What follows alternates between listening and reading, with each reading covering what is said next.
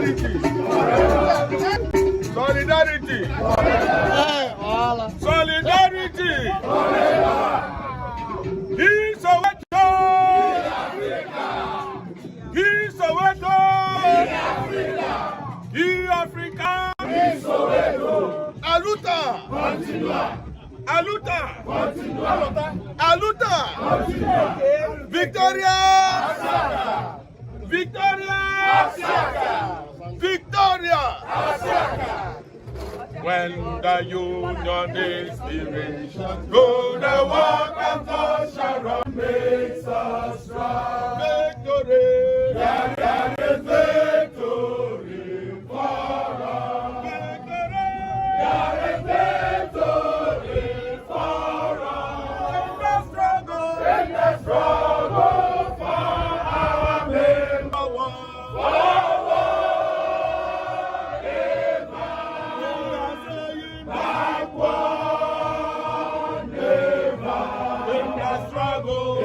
Struggle for our members, there is victory.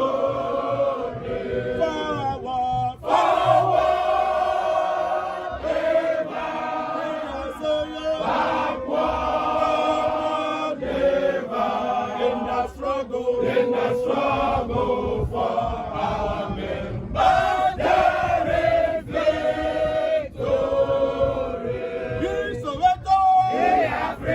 Be Africa, is Soweto. Aluta, continua. Aluta, continua. Aluta, continua.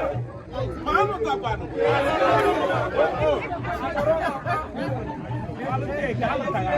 Comrade Dr.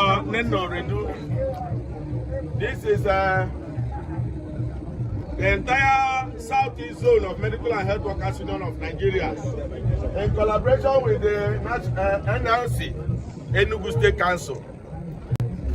We are here to commiserate with you on the demise of your senior brother.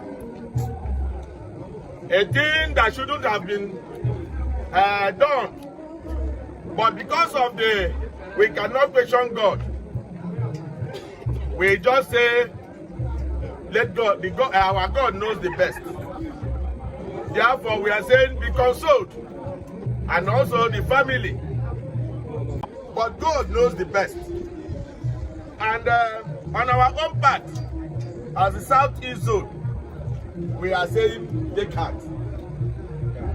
You know, the Bible says, when your brother is crying, cry with him.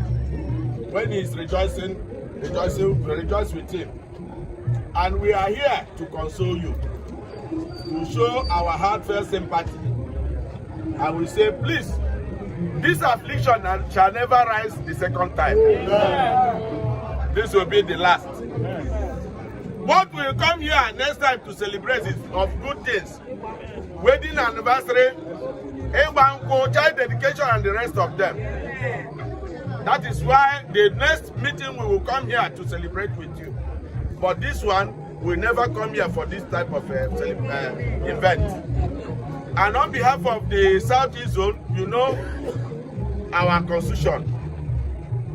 Your state governors, your fellow state governors said that they love you and that they know the pain in which you are in now. And they have interacted among themselves. And they said the treasurer of the Southeast Zone will communicate to you.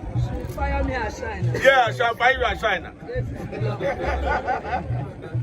So please, just as you know, among the governors, you'll be briefed later. You will see your brother. That is our consolation. And that is why we said, even if we cry from here now to next year, we will never come back. But because of the fact that God, we cannot question him. He does his thing the way he likes. But if anybody's hand is in this death, God knows what to do with the person. That is our prayer. Therefore we say, please, be consoled. Be consoled. Katulu, please. Solidarity. Ka is a dialect from Abia. It was said that an indigenous of Abia from who has traveled to America, and he greeted the white man, Ka. He went for a job opportunity. He greeted the white man in their own dialect, Ka. Tomorrow, the following day, he said, Oga, Ka. The man said, you have not started work and you are demanding Ka. By the time you reach 1 year, I will have dozens of Ka. You are hereby sacked. So you see what dialect? Ka is good morning, sir. So we are saying, Ndewo. That's the dialect. So on behalf of the Southeast Zone, we are saying, please take heart. We are, all of us are in this mood of grief. But we know that God knows how to repair this irreparable loss. Thank you and God bless you. Solidarity. Forever. Solidarity. Forever. Solidarity. Forever. Amanda. Awetu. Amanda. Awetu. I am short of words. I wanted to say something before the handset or camera set. Because I noticed that the Mewun level anointing was just flowing. And the thing just brought to that camera. I want on behalf of our family, the family of late Elias Ojibe and current Mrs. Bridget Ojibe, thank every one of us here present. I know that you all love me. I'm short of words. I saw my mommy's here. I saw my daddy's here. I don't know that Comrade Chinwe will make it.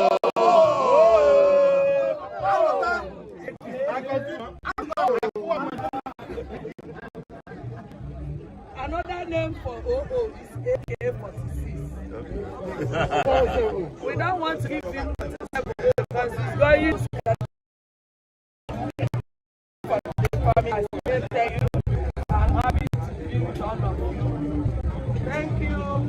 Thank you. While going back to your various destinations, I wish all of you success. The good Lord will never depart from one of you.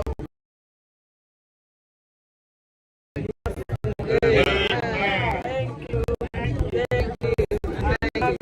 I want to stop by telling you people that my friend decided what they gave me yesterday.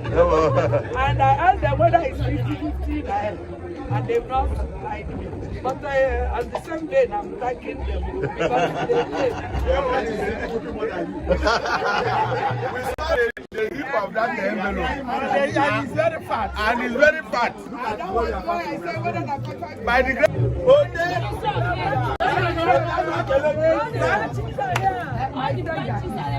Abia State Council.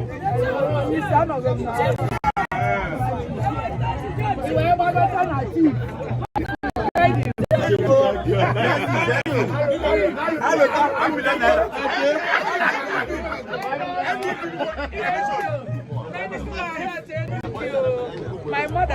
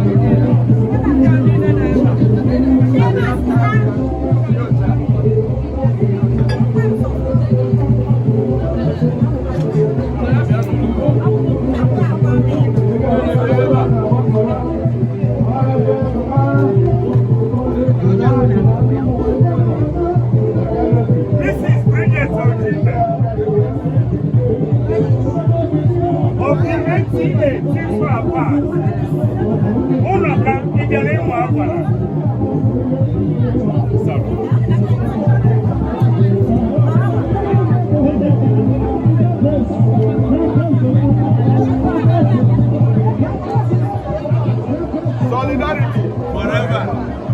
Solidarity. Solidarity forever. When the union inspiration to the work of blood shall run, there shall be no power greater anywhere beneath the sun. Yet what fast and earth is weaker than the famous strength of one. For the union makes us strong. Solidarity, solidarity forever. Oh, solidarity forever. We are saying solidarity forever. For the union makes us strong. Victory, there is victory for us. Victory, there is victory for us. In the struggle for our man, there is victory for us. Forward, never. We are saying backward, never. In the struggle for our men, there is victory.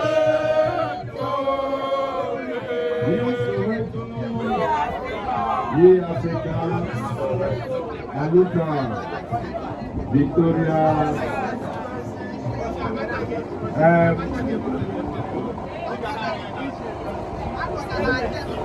Mommy Bridget Ojibe, Stainless. I can let you take things fall apart.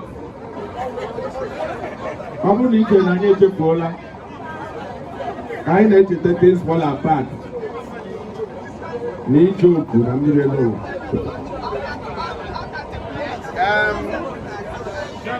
I'm a joke. Now, I'm going to never.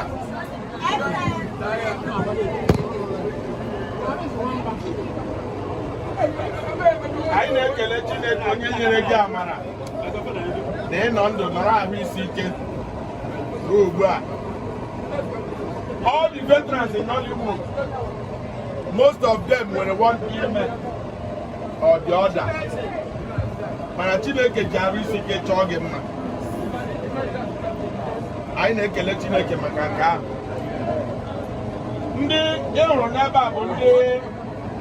Medical and Health Workers Union of Nigeria, Southeast Zone may include Abia, Imo, Enugu, Anambra, and Ebonyi.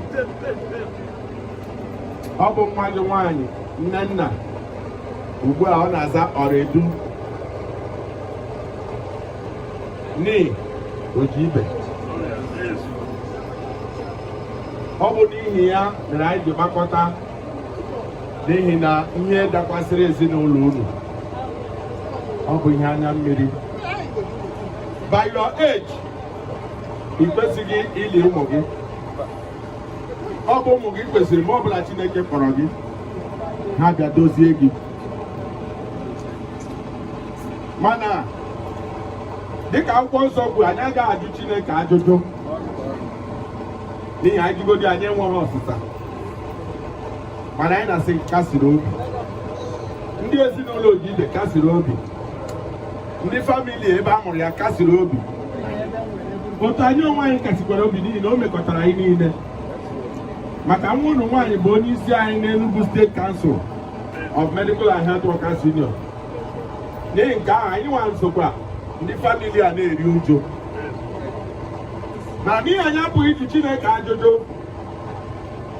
maka ọnwụ nwa gị nwoke. Anyị na-asị Chineke ya onye mara otu esi akasi mmadụ obi ka ọ kasị ego obi. Anyị na-achọkwa ịgwa gị ọzọ na nkasi obi kachasị oke ka mmadụ kasịrị onwe ya. Ọ bụ eziokwu na anyị niile nọ ebe a ma ndị gbara gburugburu ikwu na ibe na-asị gị kasịrị obi.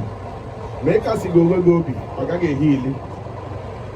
Legide Chineke anya. Echekwala na all hope has gone. Ị ka nwere ụmụ, ị ka nwere nne nna, ị ka nwere ndị ọzọ. Ndị a ga-eleta gị ruo nka. Mgbe ọbụla Chineke kpọrọ gị. Ihe ahụ nwa gị nwoke a kwesịrị ime ha ga-eme ya. Ị na-anụ ya anyị na-ekwu? Ọ bụ ya mere anyị ji sị ka anyị bịa sị gị ndo n'ihi na o metụtara anyị niile tupu anyị alawa ebe anyị siri bịa. Anyị na-ajọ unu n'ekpere, anyị na-ajọ unu na nkasi obi. Chineke ahụ onye mere ka ọ dị otu a, ọ maka otu ọ ga-esi mee ya ka udo ọganiru bata n'ezinụlọ a. Mgbe ndị pastọ na-ekwu okwu ha sị affliction of this nature shall never rise the second time in this family. Ọ bụrụ na anyị ga-abịa na family ọzọ, ọ ga-abụ nke aṅụrị, ọ ga-abụ for traditional marriage, ọ ga-abụ for child education, ọ ga-abụ for wedding. Nke ọjọọ a ga-abịara anyị ọzọ. Ọ bụ ihe anyị na-ekwu. Anyị na-ekwukwe na site n'aha onye nwe anyị Jizọs Kraịst, si n'aha Nna na Nwa na Mmụọ Nsọ. Solidarity. Anyị enweghị more to do, mana anyị na-asị n'ihi na ndị union anyị maara otu esi akpasị agwa, na anyị ga-asị ọ bụ gị maka anyị bịara ilete. Biko ndị medical and health, ọ bụ ya maka anyị bịara ilete. Onye ọbụla ije ka o nwere ike were ya zụta aṅara ma ọ bụ ọjị koo ndị ọbịa anyị, ndị ga-abịa. Ọ bụrụ na isi ebe a laa, ndị ga-abịa si ya ndo gbaghara. Biko ayịyọ ka anyị na-anya ndo, biko iwe ọwe n'ụlọ ya ndị nke anyị ihe amụmị is quite unfortunate. Biko onwe ihe ọbụla itinye na anyị na-aga ụlọ ụka eme ya, otu a ka esi eme ya. Nkwere ihe oge eti ya mee, ọ bụrụ na ị mara anwụrụ otu ọ na-aga ma ọ ga-akpọzi biko tinye na aka n'akpa na ọ na-eme.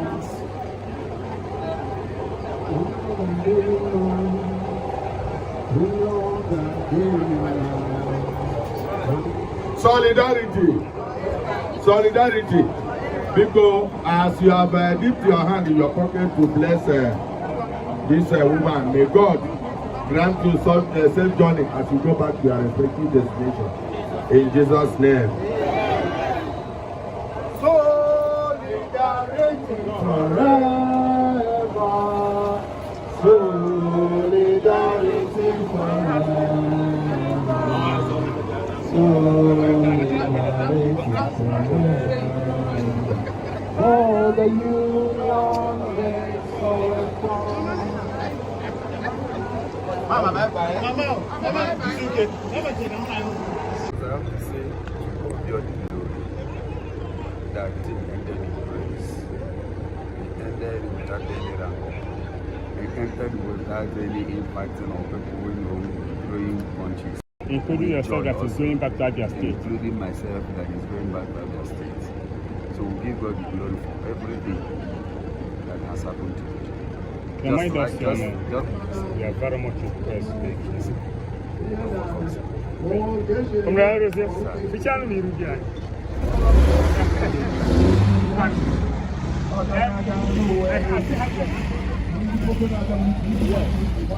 That program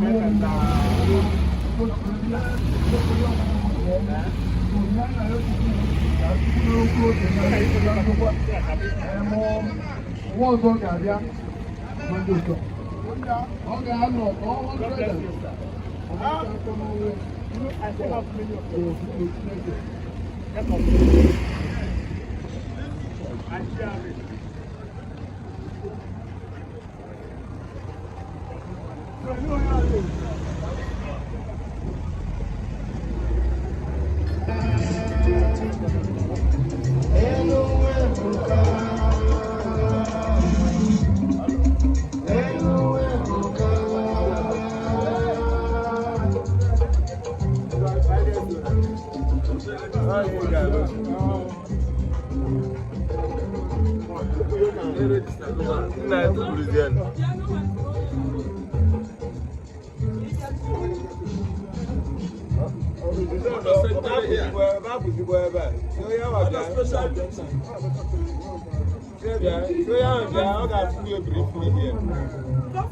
have by go another session. Session I never didn't do now. I can. Oh, do now. What can I get?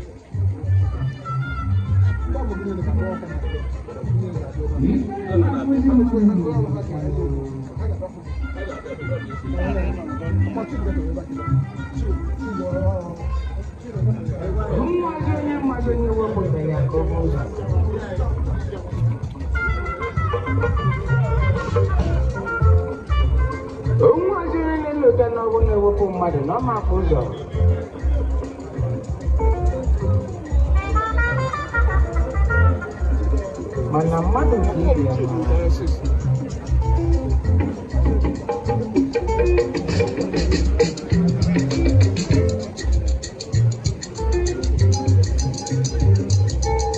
mberede ka eji amalite n'ụlọ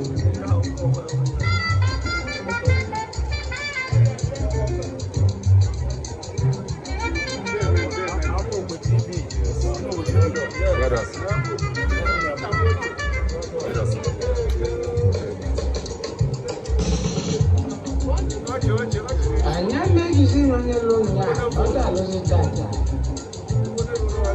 maka ikpe na-amịletazi ya. Thank you.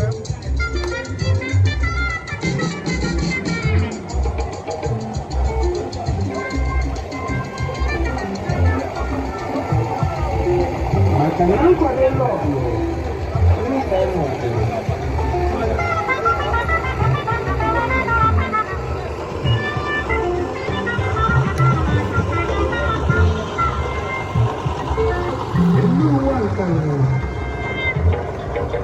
Ini jangan malu dikatakan. Ini jangan. Nama tu silakan madiri aku. Banyak begitu tujuannya.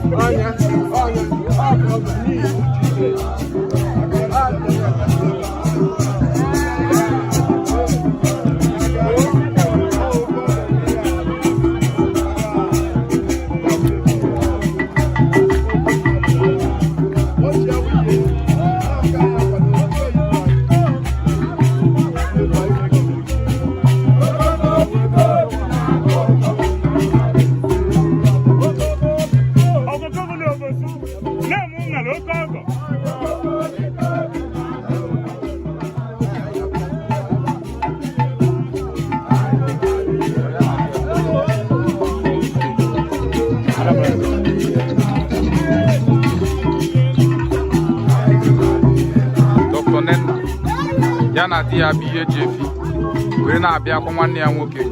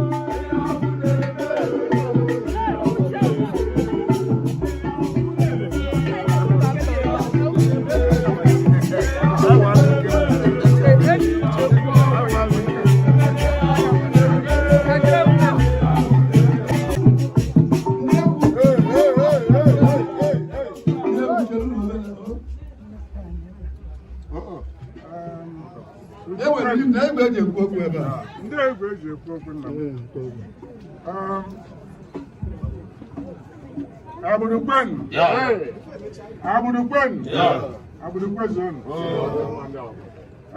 Biko ihe na n'ihu bụ ndị obosi. Ndị na-ana ajụ ụnụ nwanyị. Dr. Mrs. Nenna Ọredo. Ekwu n'ihu ụnụ bụ Chief Godwin Chukwuemeka Ọredo. The governor. The governor. Ugochukwu.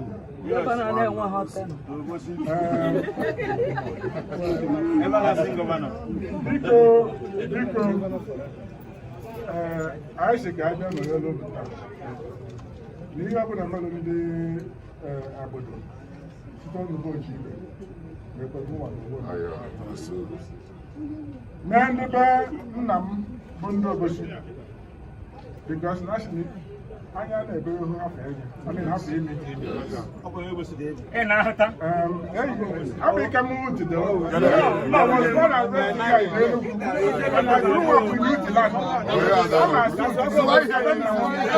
abụbụ onye uti abụbụ onye uti etoro m na n'ụma bụ ibu ntoro agawụta mmiri na n'inewe abụ onye obosi Only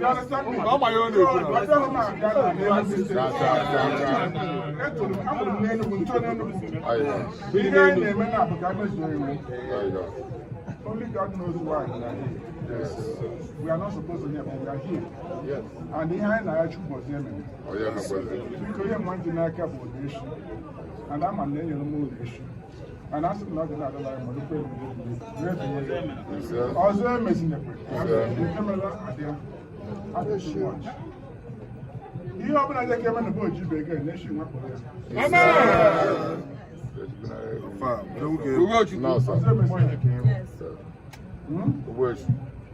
Because on behalf of, I don't know why, I wouldn't be a young man. I said, no, the woman,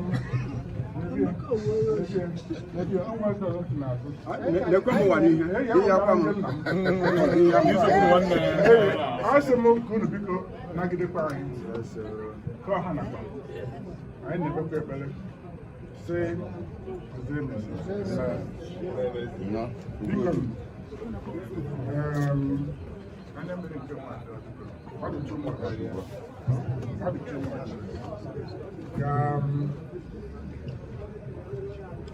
you know, who call money because I had to support the issue.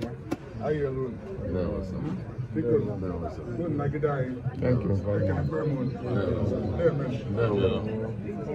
much. Well, I got to go take Christine and okay. I did about